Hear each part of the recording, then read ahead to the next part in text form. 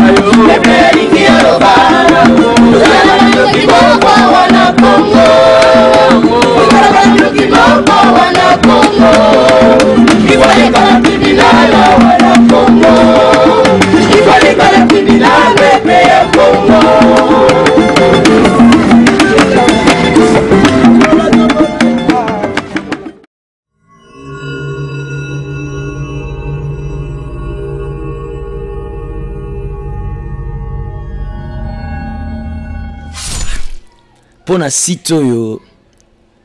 bomoko ya mboka nazangi maloba oloba mais nazo senti na motema nanga eza site moko yo kende musika ya ona pamboli visionnaire nango pe na pamboli ba collaborateur nyonso nzamba pesa bino ba makoki place bozai ko suka nzamba mema bino likolo nzamba mema bino vraiment likolo nzamba baksela bino ya mingi ngalo kwa prophète na pamboli